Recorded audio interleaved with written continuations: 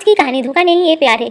बहन कविता को देखने आई चाई पर मालती का दिल आ गया। अब वो उसे पाना चाहती है। पहली नजर देखा तो हंसी आ गई थी। लगा जैसे किसी डिजाइनर के शोरूम से सीधे ही चले आए हैं। इतनी सज धज, अभी तो रिश्ता तय तक नहीं हुआ है। लड़की की भी सिर्फ फोटो ही देखी है और तैयारी तो ऐसे करके आया है मानो आज ही जीजी को ब्याह कर ले जाएगा। ये शायद अपनी स्वतंत्रता का प्रदर्शन करने के लिए किया हो ऐसा। 3 पीस सूट, नोकदार ब्रांडेड जूते, एप्पल की घड़ी, फोन, परफ्यूम की खुशबू और गले में बड़ी मोटी सोने की चेन। खुद जो इंसान इतना सुदर्शन हो, एकदम गोरा और लंबाई चौड़ाई सब अनुपातिक, उस पर इसे इतना उच्च शिक्षित और धनाढ्य, उसे क्या जरूरत पड़ गई इतनी साज सज्जा करने की। वो तो शर्ट और जींस में भी चला आता तो जीजी फौरन उसके गले में वरमाला डालने को आतुर हो थी। इतना सजीला युवक एकदम उपयुक्त है उसकी जीजी के लिए। उन पर भी तो ईश्वर ने रूप गुण खुले हाथों से नौछावर किया है। पीएचडी है, स्कूल चलाती है, सुसंस्कारी है, सौम्य और अप्रतिम सुंदरी भी है। तभी एक ख्याल ने मेरे मन को दस्तक दी बहुत तेज आवाज के साथ, क्योंकि मैं चौंक गई थी बुरी तरह से। उपयुक्त तो ये सजीला सुदर्शन युवक मेरे लिए भी है। बेशक मैं जीजी को तरह सुंदर नहीं हूँ, लेकिन सब कहते हैं कि मेरे नयन नक्शा इस तरह आकर्षण सांचे में ढालकर बने हैं कि देखने वालों की नज़र मुझसे हटती नहीं है। मैंने भी एमबीए किए है, मल्टीनेशनल कंपनी में मैनेजमेंट कंसल्टेंट हूँ। मोटा पैकेज है और सबसे बड़ी बात, बहुत फ्रेंडली किस्म की हूँ। जीजी की तरह से कुछ चाहती नहीं हूँ। दिल की बात जुबान पर लाने में देर नहीं लगती। जीजी और अपनी तुलना नहीं कर रही, बचपन की किसी ने भी नहीं की, क्योंकि कभी तुलना करने की जरूरत पड़ी ही नहीं। लेकिन आज उसे देख मेरे मन में ना जाने क्यों ऐसा ख्याल आ रहा है कि बागी होने का दिल कर रहा है। हाँ बागी, जब भी मैं कुछ अलग हट कर सोचती हूँ या काम करती हूँ तो घर के लोग और मेरे जानने वाले मुझे बागी ही तो कहते हैं। मुझे बागी कहकर भी चिढ़ाते हैं। उनका कहना है कि मेरे दिमाग में कब क्या सनक उबार हो जाए कोई नहीं जानता। तो क्या इस समय भी मेरे ऊपर वैसे ही कोई सनक सबर हो गई थी जो ऐसा ख्याल दिमाग में आया? नहीं, मैंने अपने आप से कहा। अपने सिर पर खुद ही एक ढोल जमाते हुए मेरी निगाहें फिर से उस पर टिक गई। पापा ने गले लगाकर उसका स्वागत किया। माँ ने उसके साथ आए लोगों को बैठने के लिए कहा। पहले से ही पता था कि उसके मम्मी पापा और चाचा आएंगे। मैंने भी हाथ जोड़कर सबको नमस्ते कर दी। बैठो ना चाय बेटा, पापा ने आग्रह उसे भी बैठने को कहा और खुद भी उसकी बगल में बैठ गए। यह मेरी बेटी मालती है, कविता से बस 2 बरस छोटी है। आप मेरा परिचय कराया गया। मैं एकदम बिंदास, बेखौफ और कहीं भी गलत होते देख बिना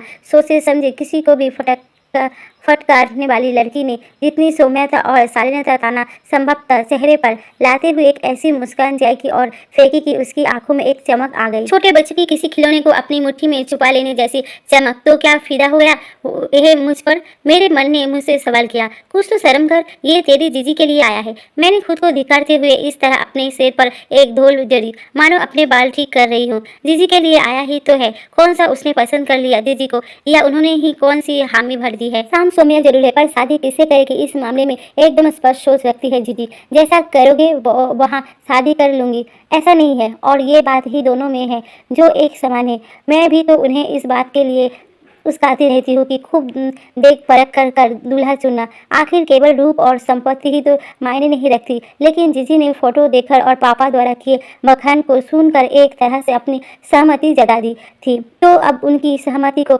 अस्वीकृति में बदलना जाए या कोई और सिक्रम लगाऊं? क्या करूं? जय पर दिल आ गया है। पहली नजर में ही इस सुदर्शन दीदी और अमीर से प्यार हो गया है। ये चीजें भी तो मायने रखती है। और प्यार ऐसा जादुई इंद्रधनुष है जो ना जाने कब आसमान में दिखाई दे जाए, कोई नहीं बता सकता। इस समय मुझे लग रहा था जैसे मेरे सामने सतरंगी रंग छिटके हुए हैं। मेरी नजर जय से हटने का नाम ही नहीं ले रही है।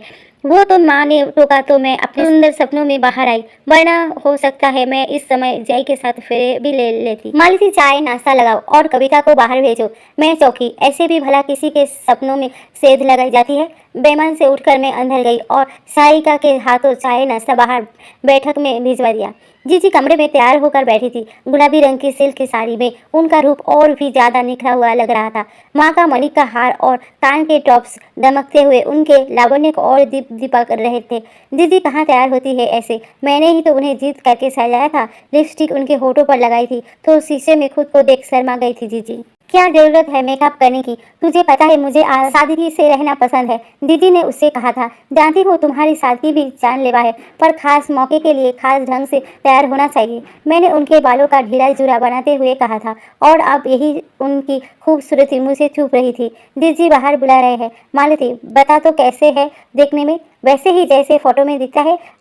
या बहुत उत्सुकता है जानने की। मैंने उनकी बात बीच में ही काट दी। मुझे बुरा लगा उनका कौतूहल। मैं खुद ही हैरान थी। कल तक तो वो जय का नाम लेकर जीजी को छेड़ रही थी और आज खुद ही उन्हें अपने हाथों से सजाया था। लेकिन जीजी का जय के बारे में पूछना मेरे भीतर एहसास का एक पहाड़ खड़ा हो गया। नहीं, इस पहाड़ पर और कोई कदम नहीं रख सकता। मैं ही हौले हौले उस पर कदम रखूंगी। ईशक का ऐसा होता है जो अपनी बहन को ही प्रतिद्वंदी बना देता है, जबकि जीजी तो कोई रेस लगा भी नहीं रही थी। जय को तो चुना उन्हीं के लिए ही गया है। ठीक ठाक है, जैसे लड़के होते हैं। जीजी तुम्हारे रूप गुण के सामने तो 19 ही है। ये कोटिलता मेरे अंदर क्यों भर रही है? जीजी से झूठ क्यों बोल रही हूँ? जो भी हो, everything is fair in love and world. मैंने खुद को समझाया और दिल की शिला को अपने ऊपर से हटा उनसे बोली, तुम तो इससे बेहतर जीवन साथी डिजर्व करती हो। मेरी मानो तो मना कर दो। क्या बोल रही है? मना क्यों करूंगी? पापा ने रिश्ता ढूंढा है तो अवश्य मेरे लिए जय उपयुक्त होंगे।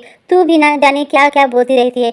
जैसी तुम्हारी मर्जी। बाकी तुम्हारा दूल्हा भी PhD तो होना ही चाहिए। दोनों का प्रोफेशनल एक हो तो और अच्छा। स्कूल चलाना क्या कोई आसान बात है? जीजी के साथ मैं भी बैठक में आ गई और जय पर फिर एक कटीली मुस्कान उछाली, ऐसे कि वो जीजी की बजाय मुझे देखने लगा। मेरे बिंदासपन, अदाएं और छहरी काया का कमाल शायद कुछ काम कर जाए। ये सोच में भी एक तरह से शालीनता और को तक पर रख बेशर्म पर उतर आई थी।